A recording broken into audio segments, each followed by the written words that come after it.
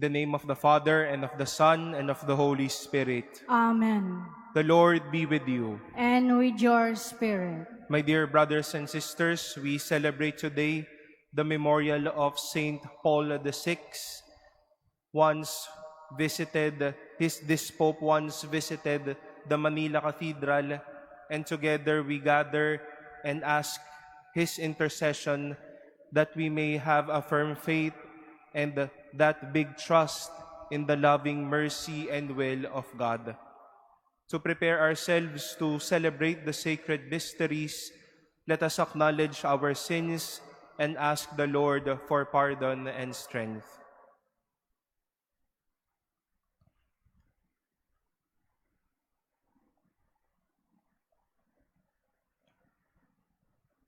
Lord Jesus, you came to reconcile us with one another, and to the Father.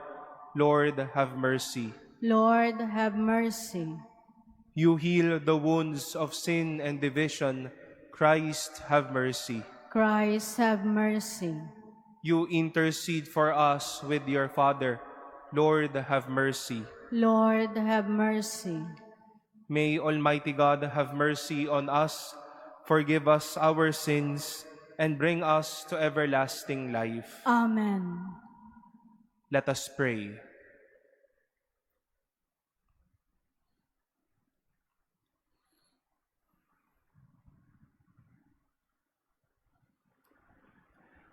Almighty ever-living God, who chose Blessed Paul VI to preside over your whole people and benefit them by word and example, keep safe, we pray, by his intercession, the shepherds of your church, along with the flocks entrusted to their care, and direct them in the way of eternal salvation, who lives and reigns with you in the unity of the Holy Spirit, God forever and ever. Amen.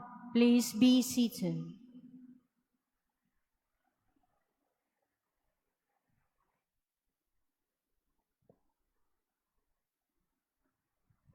A reading from the first letter of Saint Peter. Beloved, realize that you were ransomed from your futile conduct, handed on by your ancestors, not with perishable things like silver or gold, but with the precious blood of Christ, as of a spotless and blemished lamb. He was known before the foundation of the world, but revealed in the final time for you, who through him believe in God, who raised him from the dead and gave him glory, so that your faith and hope are in God. Since you have purified yourselves by obedience to the truth for sincere brotherly love, love one another intensely from a pure heart. You have been born anew, not from perishable, but from imperishable seed, through the living and abiding Word of God.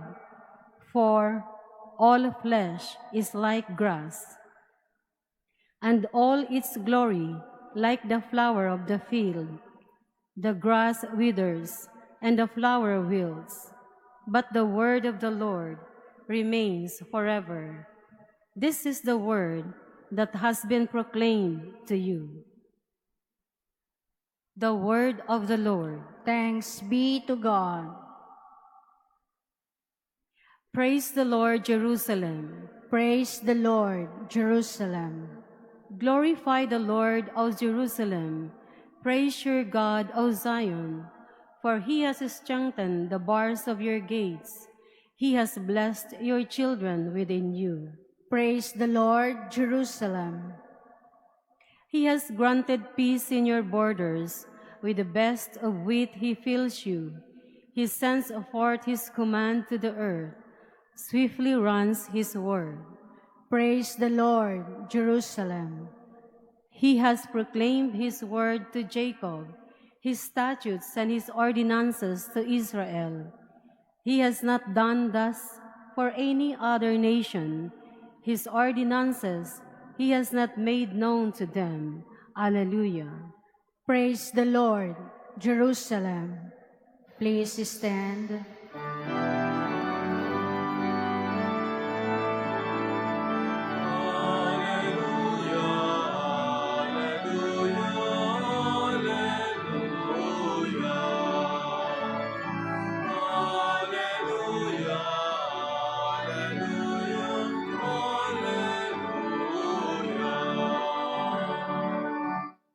The Son of Man came to serve and to give his life as a ransom for many.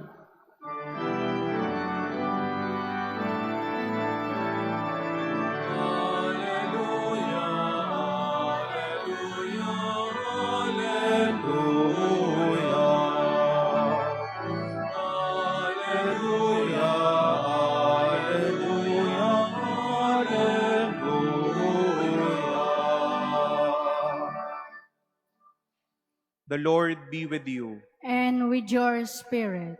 A reading from the Holy Gospel according to Mark. Glory to you, O Lord. The disciples were on the way going up to Jerusalem, and Jesus went ahead of them. They were amazed, and those who followed were afraid. Taking the 12 aside again, he began to tell them what was going to happen to him. Behold, we are going up to Jerusalem, and the Son of Man will be handed over to the chief priests and the scribes, and they will condemn him to death, and hand him over to the Gentiles, who will mock him, spit upon him, scourge him, and put him to death. But after 3 days, he will rise. Then James and John, the sons of Zebedee, came to Jesus and said to him, Teacher, we want you to do for us whatever we ask of you. He replied, What do you wish me to do for you? They answered him, Grant that in your glory we may sit, one at your right and the other at your left. Jesus said to them, You do not know what you are asking. Can you drink the chalice that I drink, or be baptized with the baptism with which I am baptized? They said to him, We can. Jesus said to them, The chalice that I drink, you will drink, and with the baptism with which I am baptized, you will be baptized. But to sit at my right or at my left is not mine to give, but is for those whom it has been prepared. When the 10 heard this, they became indignant at James and John. Jesus summoned them and said to them, You know that those who are recognized as rulers over the Gentiles lord it over them, and their great ones make their authority over them felt. But it shall not be so among you. Rather, whoever wishes to be great among you will be your servant. Whoever wishes to be first among you will be the slave of all. For the Son of Man did not come to be served, but to serve, and to give his life as a ransom for many. The Gospel of the Lord. Praise to you, Lord Jesus Christ. Please be seated. There seems to be a pattern whenever Jesus would tell something true or heavy to his apostles, be it a concern or a reality they have to face or Jesus would need to face. Isa po sa marahil pa pwede nating example ay nung nangyari po sa ilang, sa disyerto, when Jesus felt the hunger or the weariness of the crowd. But the disciples responded, Jesus, ask them to go home. No amount of salary can fill the hunger of these people. And today, this seems to be the same scenario. Hinaharap po sa kanila ni Jesus yung haharapin niyang pagbabastos ng mga kataasan sa Kanya, ang Kanyang pagpapakasakit, na siya ay ipapako sa krus at mamamatay. But we heard two of His disciples came and requested something to Jesus. That when you are in glory, hopefully one sits at your left, the other at your right. And we heard no words like, nako, sasamahan ka po namin kapag ikaw ay naghihirap na. O di kaya ay, lakasan niyo po ang loob ninyo, tibayin po ninyo ang inyong loob sa paghaharap ninyo ng paghihirap na ito. But we heard a somewhat opposite response to a supposed to be response of compassion to the sharing of Christ. We were not there when this happened, but this has a lot to teach us.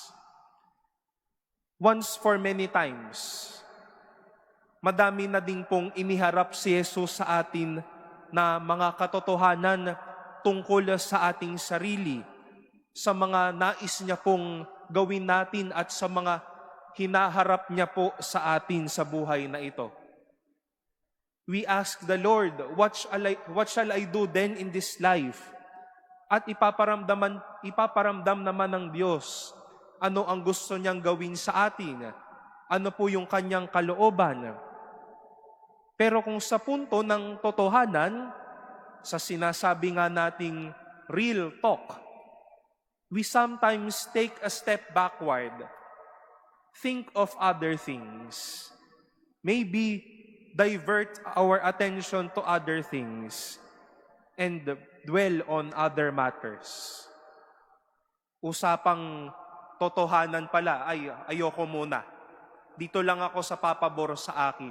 At madalas, ayan nga po ang nangyayari, kung saan yung pabor sa atin at hindi sa kalooban ng Diyos. But who will not be fearful when someone close to you would need to face the cross? Or who would not be so fearful kung tayo na mismo ang haharap sa krus na ito? Wala naman po. Matatakot tayo at baka iharap na lang natin ang ating atensyon sa iba. But our story today, my dear brothers and sisters, invites us to trust what God wills. Huwag po nating iwasan yung mga totoong bagay na inihaharap ng Diyos sa atin. Magtiwala at baka kapag ibang bagay ang hiniling natin, the cross might come doubly heavier. Pero kung haharapin natin ang katotohanan, makikilakbay tayo sa kalooban ng Diyos. Yes, there's the cross, but we know for a fact that graces and blessings will flow. Jesus wishes to say a real talk to us. Let us give our heart and our trust to it. Wala namang pong ipahaharap o ihaharap si Jesus sa atin na krus na alam niyang hindi natin kayang pagtagumpayan. When Jesus faces us with truth and honesty, may we in our end respond with trust and in humility.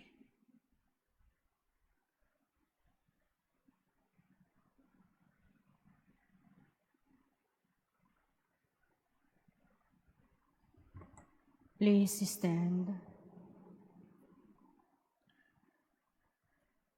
Jesus' death and resurrection has borne for us life-giving fruits.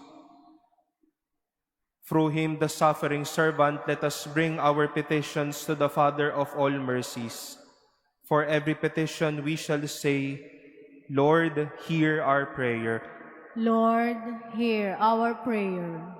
That the leaders of the Church may be true servants, acting with the same concern that Christ showed for his followers.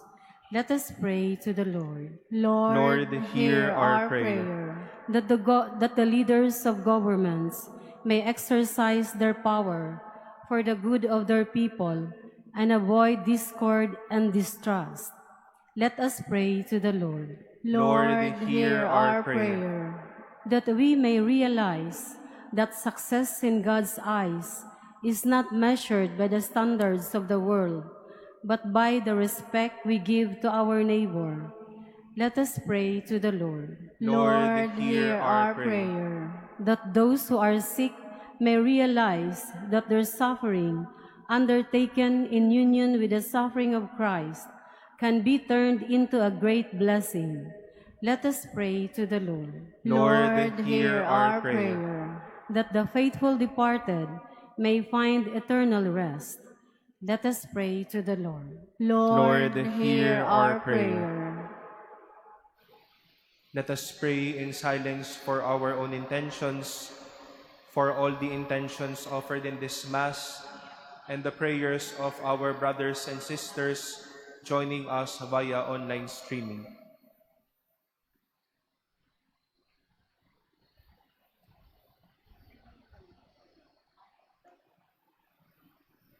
Let us pray to the Lord.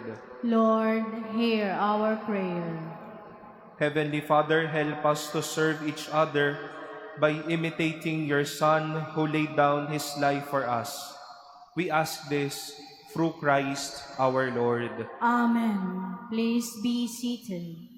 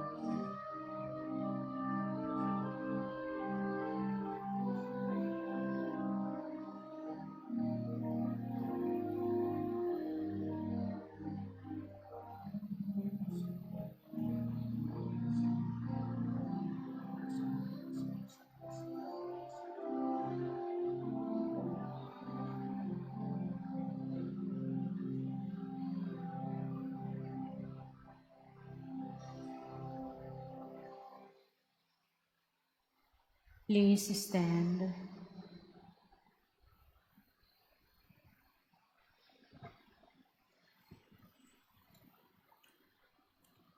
Pray, my dear brothers and sisters, that my sacrifice and yours may be acceptable to God, the Almighty Father. May the Lord accept the sacrifice at your hands for the praise and glory of his name, for our good and the good of all his holy church. Accept this sacrifice from your people, we pray, O Lord, and make what is offered for your glory in honor of Blessed Paul VI, a means to our eternal salvation through Christ our Lord. Amen. The Lord be with you. And with your spirit, Lift up your hearts. we lift them up to the Lord. Let us give thanks to the Lord our God. It is right and just. It is truly right and just, our duty and our salvation, always and everywhere to give you thanks, Lord, Holy Father, Almighty and eternal God, through Christ our Lord. For us on the festival of Saint Paul VI, you bid your church rejoice, so too you strengthen her by the example of his holy life. Teach her by his words of preaching, and keep her safe in answer to his prayers. And so with the company of angels and saints, we sing the hymn of your praise, as without end we acclaim. Holy, holy, holy Lord, God of hosts, heaven and earth are full of your glory. Hosanna in the highest. Blessed is he who comes in the name of the Lord. Hosanna in the highest. Please kneel.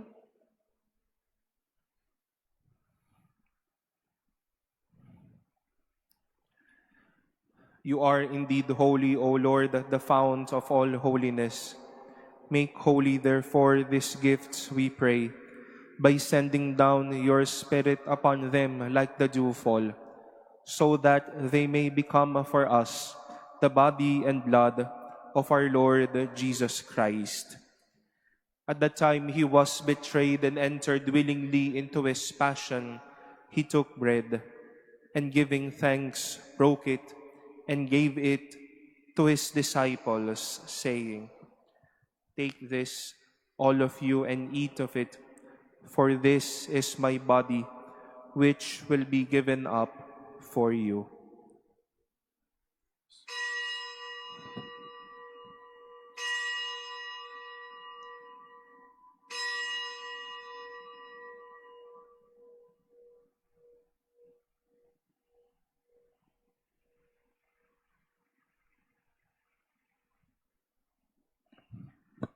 In a similar way, when supper was ended, he took the chalice, and once more giving thanks, he gave it to his disciples, saying, "Take this, all of you, and drink from it, for this is the chalice of my blood, the blood of the new and eternal covenant, which will be poured out for you and for many for the forgiveness of sins. Do this in memory of me."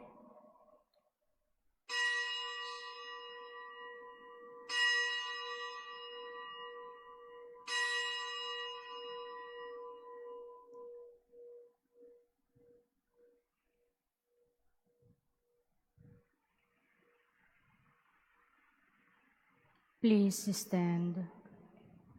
The mystery of faith. We proclaim your death, O Lord, and profess your resurrection until you come again. Therefore, as we celebrate the memorial of his death and resurrection, we offer you, Lord, the bread of life and the chalice of salvation, giving thanks that you have held us worthy to be in your presence and minister to you. Humbly we pray that partaking of the body and blood of Christ, we may be gathered into one by the Holy Spirit. Remember, Lord, your church spread throughout the world, and bring her to the fullness of charity, together with Francis, our Pope, and Jose, our Bishop, and all the clergy. Remember also our brothers and sisters who have fallen asleep in the hope of the resurrection, and all who have died in your mercy. Welcome them into the light of your face.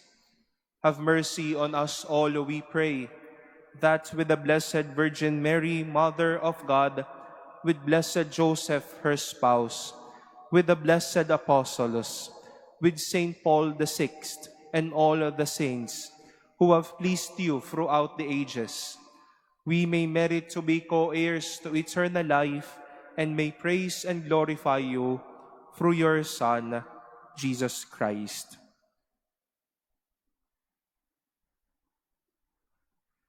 Through him, and with him, and in him, O God, the Almighty Father, in the unity of the Holy Spirit, all glory and honor is yours forever and ever. Amen. At the Savior's command, and formed by divine teaching, we dare to say, Our Father, who art in heaven, hallowed be thy name. Thy kingdom come, Thy will be done on earth as it is in heaven. Give us this day our daily bread, and forgive us our trespasses, as we forgive those who trespass against us. And lead us not into temptation, but deliver us from evil. Deliver us, Lord, we pray, from every evil.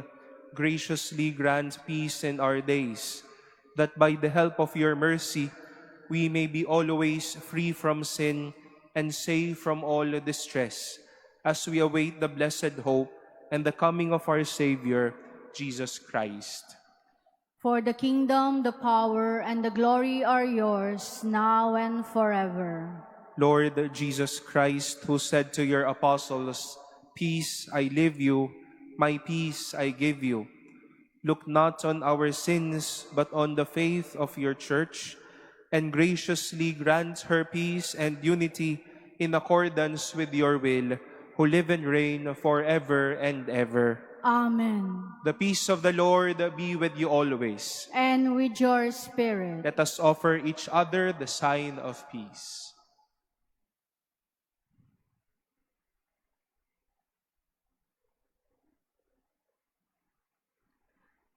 Lamb of God, who take away the sins of the world, have mercy on us. Lamb of God, who take away the sins of the world, have mercy on us. Lamb of God, who take away the sins of the world, grant us peace. Please kneel.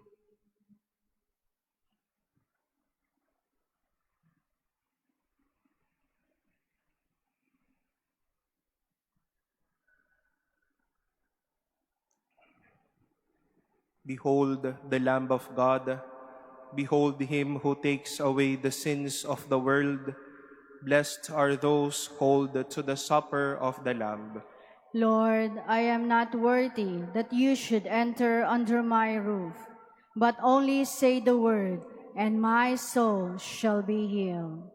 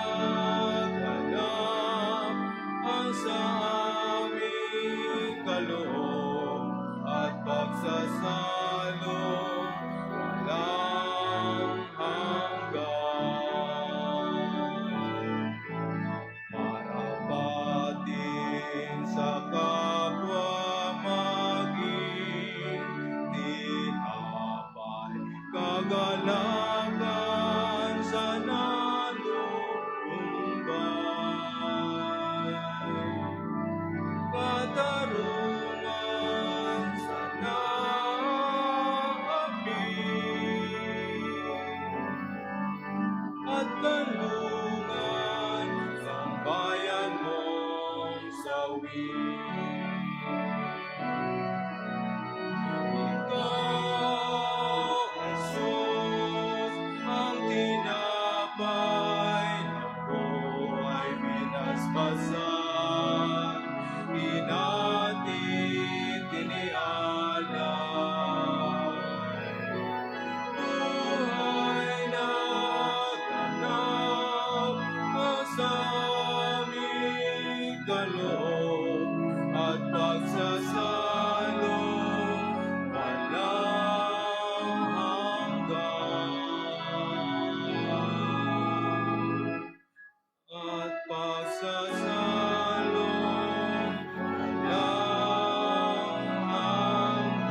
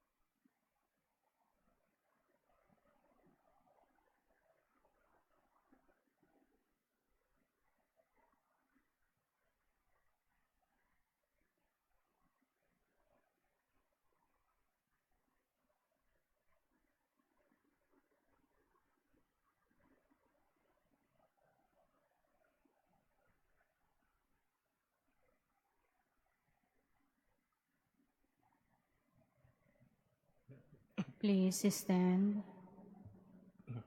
Let us pray.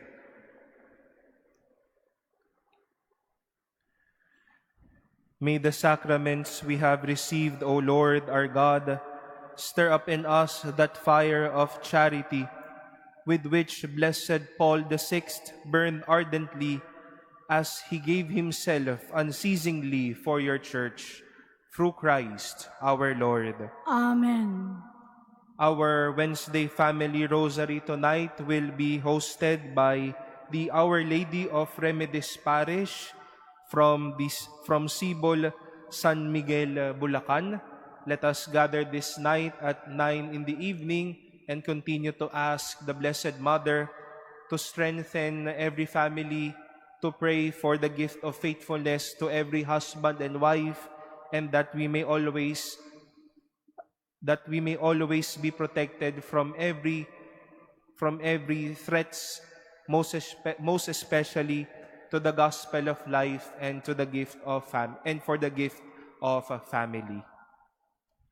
The Lord be with you, And with your spirit. and may Almighty God bless you, the Father and the Son and the Holy Spirit. Amen. Our celebration has been offered. Go forth in the peace of Christ. Thanks be to God.